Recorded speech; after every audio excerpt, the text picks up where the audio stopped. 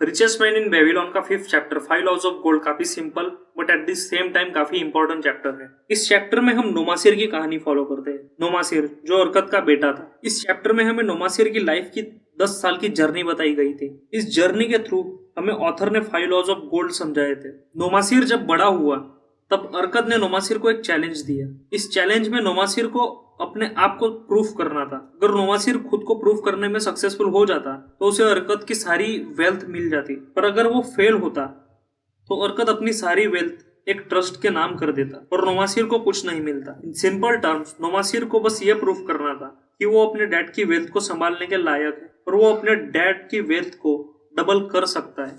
जब नोमासिर घर से निकला तब उसे अरकत ने सिर्फ 2 चीजें दी, एक सोने से भरा हुआ बैग और दूसरा एक की टैबलेट जिस पर 5 लॉज ऑफ गोल्ड लिखे हुए थे।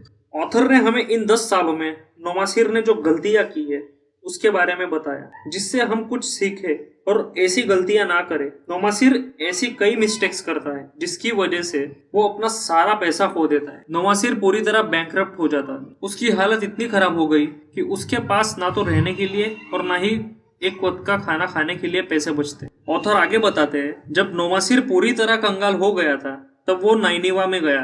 नैनीवा भी बेबीलोन की तरह एक बड़ा शहर था। नैनीवा में भी बेबीलोन की तरह अमीरों की भरमार थी। नोमासिर जब बैंकरप्ट हुआ तब उसकी नजर एक की टैबलेट पर पड़ी जो अरकत ने दिया था। उस की टैबलेट पर 5 लॉज ऑफ गोल्ड लिखे हुए थे। नोमासिर वो सारे प्रिंसिपल्स पढ़ता है और सोचता है, काश मैंने ये रूल सबसे पहले पढ़े होते। हमारे साथ भी ऐसा कई बार हुआ होगा कि हमारे पास कोई कीमती चीज हो पर हमें उस चीज की वैल्यू उसके जाने के बाद पता चली, या तो हम किसी बड़ी मुसीबत में हो तब पता चली। नोमासिर के केस में उसके पास जब सोने से भरा हुआ बैग था तब उस की टैबलेट की नोमासिर के नजर में कोई वैल्यू नहीं थी, पर जब वो खुद कंगाल हुआ तब वो उस की टैबलेट की वैल्यू समझा। ऑथर जॉर्ज एस क्लासन ने हमें इस चैप्टर में पैसा कमाने के साथ साथ में उस पैसे को कैसे लंबे वक्त तक संभाल कर रखना है इस पर ज्यादा फोकस किया है। जब नोमासिर ने वो रूल्स पढ़े तो उन प्रिंसिपल्स को अप्लाई करता है। नोमासिर नैनीवा में आने के बाद वह सिटी की वॉल बनाने का काम शुरू करता है। उस काम से वो कॉपर के कॉइन्स कमाता है, पर इस बार उसके पास वो कॉपर्स के साथ अब वो प्रेशियस नॉलेज था जिससे वो अमीर बन सकता था। नोमासिर हमें फर्स्ट लॉ बताता है, गोल्ड कम्स ग्लाइडली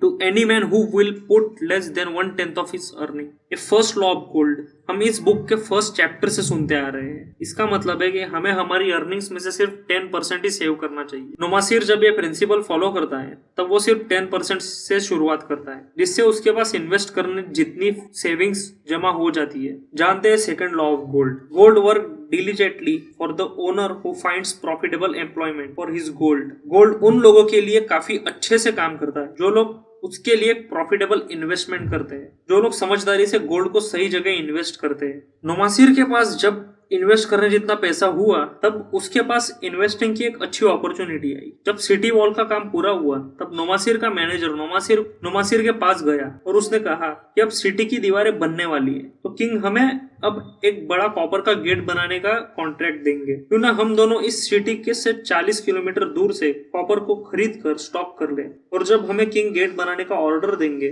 तब हम उनसे अच्छी डील करेंगे और अपने स्टॉक किए हुए कॉपर को यूज करेंगे। अगर किंग हमसे डील नहीं भी करते तब भी हमारे पास कॉपर तो होगा। हम कॉपर को बाजार में अच्छे दामों में बेचकर अपना प्रॉफिट कमाएंगे, क्योंकि हमारी सिटी में कॉपर नहीं मिलता पर कॉपर की डिमांड काफी ज्यादा है। नोमासिर को यह आइडिया काफी पसंद आया। उसने अपने सेव किए हुए पैसों को इन्वेस्ट कर दिया और प्लानिंग के मुताबिक किंग जब गेट बनाने का ऑर्डर देते हैं तब वो किंग से काफी अच्छी डील करके अपना प्रॉफिट जनरेट करते हैं। इस तरह नोमासिर अपना फर्स्ट प्रॉफिट जनरेट करता है और उसकी फाइनेंशियल कंडीशन में सुधार आने लगता है। वो ऐसी आने वाली हर अपॉर्चुनिटी का फायदा उठा। अगर मैं अपना ओपिनियन रखूं तो मैंने इस स्टोरी में एक बात नोटिस की, जब नोमासिर कॉपर में इन्वेस्ट करता है तब वो अपने लिए विन विन सिचुएशन क्रिएट होते हुए देखता है। दोस्तों, अगर किंग उसके पास से कॉपर ना भी खरीदता तो उसके पास दूसरा ऑप्शन भी था। वो उस कॉपर को बाजार में महंगे दामों में बेचकर अपना प्रॉफिट कमाता, क्योंकि आप जानते हैं नैनीवा में कॉपर की कमी थी और उसकी डिमांड काफी ज्यादा थी। इस इन्वेस्टमेंट में रिस्क काफी कम था,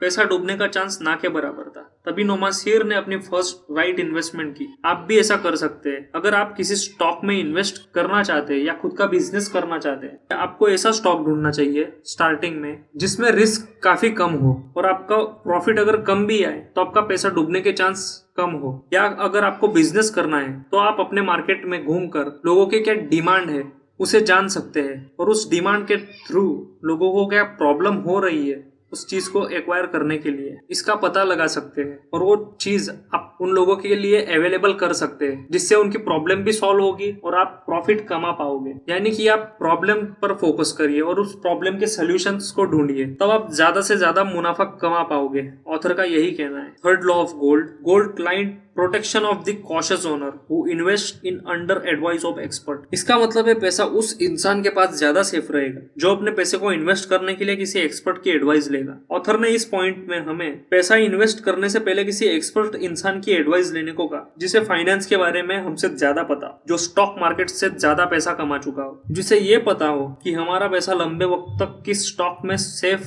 रहेगा और ग्रो करेगा। या अगर आपको खुद को इन्वेस्ट करना है तो आपको ये मेक श्योर करना होगा कि आप फाइनेंस और बिजनेस के बारे में नॉलेज रखते हो, जिससे आप अपना पैसा यूं ही कहीं भी इन्वेस्ट नहीं करोगे। नवासिर भी अपने लाइफ की दूसरी गलती करता है। जी हाँ, दूसरी गलती, जब वो दाव में अपना पैसा हार जाता है। अब कौन सा, आप ये कहेंगे कौन सा दाव? इस दाव के बारे में हम आगे बात करेंगे। जब वो दाव में अपना पैसा हार जाता है तब वो एक आदमी से मिलता है जो उसकी उम्र का था। वो आदमी भी एक रिच फैमिली से बिलोंग करता था। वो नोमासिर का दोस्त बन गया था। वो आदमी नोमासिर को एक मर्चेंट के बारे में बताता था। वो मर्चेंट अपनी शॉप में कुछ अनोखे एंटिक्स बेचता था। वो आदमी नोमासिर को अपने गोल्ड से उस मर्चेंट के पास से एंटिक्स खरीदने को कहता है और उन एंटिक्स को अपने ओरिजिनल कीमत से ज्यादा की कीमत में बेचने की सलाह देता है। नोमासिर उस वक्त अपने लॉस से गुजर रहा था। उसे यह प्लान काफी पसंद आया। नोमासिर उस मर्चेंट से एंटिक्स खरीदता है, पर वो एंटिक्स, नोमासिर को एंटिक्स के बारे में ज्यादा कुछ नॉलेज नहीं थी। उसे बिजनेस के बारे में इतना कुछ खास पता नहीं था क्योंकि वो अपनी जर्नी की शुरुआत कर रहा था। पर जब वो एंटिक्स खरीदता है तब उसे पता चलता है कि वो एंटिक्स इतने भी खास नहीं है, इतने भी कीमती नहीं है जितनी उस आदमी ने उनकी तारीफ की थी। नोमासिर उन एंटिक्स को अपने खरीदे हुए प्राइस से भी कम प्राइस में बेचना पड़ता है। और बाद में पता चला कि नोमासिर ने जिस इंसान से एडवाइस ली वो इंसान एक बेवकूफ इंसान था। उसे सीधा हिसाब भी लगाना नहीं आता। उसे पैसों के बारे में जरा सा भी नॉलेज नहीं था। नोमासिर इस तरह अपनी लैक ऑफ नॉलेज और गलत इंसान की एडवाइस की वजह से अपना लॉस झेलता है। इसलिए हमें भी इन्वेस्ट करने से पहले हमेशा किसी एक्सपर्ट की सलाह लेनी चाहिए। Fourth law of gold, gold slipped away from the man who invest in business or purpose with which he is not familiar or he don't have knowledge about that field। दोस्तों, अगर आप अपने पैसे को ऐसे बिजनेस या ऐसे stock में इन्वेस्ट करोगे जिसके बारे में आपको ज्यादा पता ना हो, या आप अभी स्टॉक मार्केट में नए हो, तो आपको पैसा डूबने के चांस ज्यादा होंगे। इस बुक में कई चैप्टर्स में ऑथर ने हमें इन्वेस्टिंग के पहले फुल रिसर्च करने की एडवाइस दी है या किसी एक्सपर्ट की सलाह लेने की एडवाइस दी है। अगर आप फिर भी अपना प्रिंसिपल अमाउंट जिसे आप इन्वेस्ट करके लॉस करोगे तो आप आगे कुछ नहीं कर सकोगे। वॉरेन बफेट का भी इन्वेस्टिंग का फर्स्ट रूल यही है कि never lost your principal amount. इसका मतलब है आपका सेव किया हुआ पैसा आपकी प्रिंसिपल अमाउंट है। एक बार अगर ये गई तो आपको शुरू से शुरू करना होगा। इसलिए लॉस से अच्छा आप वेट कर लो। जिस स्टॉक में इन्वेस्ट कर रहे हो उस स्टॉक के बारे में या उस बिजनेस के बारे में फुल रिसर्च कर लो। ज्यादा जल्दबाजी मत करो, इससे आपका पैसा डूबेगा तो नहीं।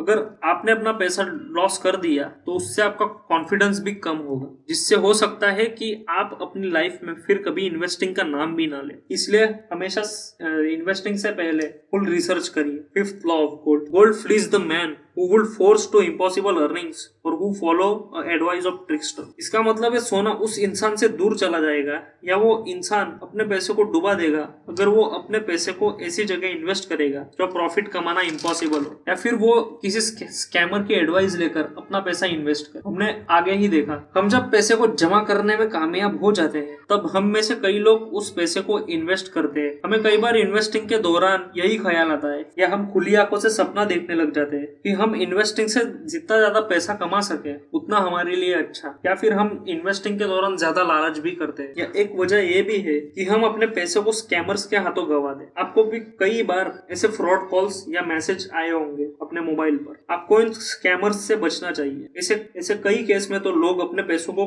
खुद की लैक ऑफ नॉलेज या फिर स्टबरनेस या हम कहे अपनी स्टुपिडिटी की वजह से खो देते हैं। इस टाइप के लोगों को लगता है कि हम अपने पैसे को ऐसी जगह इन्वेस्ट ही नहीं करेंगे जहां वो डूबेंगे। इन्हें लगता है कि ये लोग जहां उनके पैसे को इन्वेस्ट कर रहे हैं वो बिजनेस या स्टॉक सबसे बेस्ट है। ये लोग कई बार तो खुली आंखों से सपना देखना शुरू कर देते हैं। उन्हें लगता है अब मैंने इस स्टॉक में अपना पैसा डाल दिया है, ये स्टॉक तो बेस्ट ही होगा, इसमें रिस्क के चांस काफी कम होंगे। बिना रिसर्च किए ही वो अपना ओपिनियन रखना शुरू कर देते हैं। पर जब उनका पैसा डूबता है तब वो लोग जिंदगी भर इन्वेस्टिंग के बारे में बुरा भला कहते हैं। ये लोग ना तो खुद इन्वेस्ट करते हैं ना तो दूसरों को इन्वेस्ट करने देते हैं। वो बस जिंदगी भर इन्वेस्टिंग को एक जुए के नजरिए से देखते हैं। ऑथर ने कहा है ऐसे लोगों से एडवाइस ना ले और अपनी रिसर्च करके इन्वेस्ट करें या फिर किसी ब्रोकर या एक्सपर्ट की सलाह ले जिससे आपका पैसा सुरक्षित रहे। नोमासिर अपनी जर्नी की शुरुआत में कुछ लोगों से मिला। नोमासिर ने उन लोगों पर भरोसा किया और अपनी सारी सिचुएशन बताई। वो लोग नोमासिर को हॉर्स रेसिंग के बारे में बताते हैं। उन लोगों ने नोमासिर को एक घोड़े पर दाव लगाने को कहा। नोमासिर उन लोगों की बात मानकर उस घोड़े के जीतने पर दाव लगाता है, बट नोमासिर को वो दाव हार जाता है और अपने पैसे को खो देता है। नोमासिर ने उन लोगों के कहने पर दाव लगाया था। उन लोगों ने नोमासिर को काफी भरोसा दिलाया था, इसलिए नोमासिर दाव लगा था। नोमासिर को बाद में पता चला कि वो लोग स्कैमर्स थे जो इसी तरह हर अमीर आदमी को अपना शिकार बनाते थे। उसने जिस घोड़े पर दाव लगाया था उस घोड़े का मालिक और वो लोग आपस में मिले हुए थे, जिसकी वजह से नोमासिर को काफी लॉस झेलना पड़ा। ये थी नोमासिर के लाइफ की फर्स्ट मिस्टेक, जिसकी वजह से उसे अपना आधा पैसा वही खोना पड़ा स्टार्टिंग में ही। ऑथर ने हमें इस चैप्टर में इन्वेस्टिंग के पहले फुल रिसर्च करने की सलाह दी है और एक्सपर्ट्स की सलाह लेने की एडवाइस दी है। हमें ये मेक श्योर करना चाहिए कि हम स्कैमर्स से भी बचे रहे, क्योंकि ऐसे कई फ्रॉड कॉल्स हमारे फोन पर आए होंगे। आप जानते हैं ये सच, इसलिए सेफ रहे, सुरक्षित रहे और अपने पैसे को यूं ही कहीं भी इन्वेस्ट ना करें। Good bye.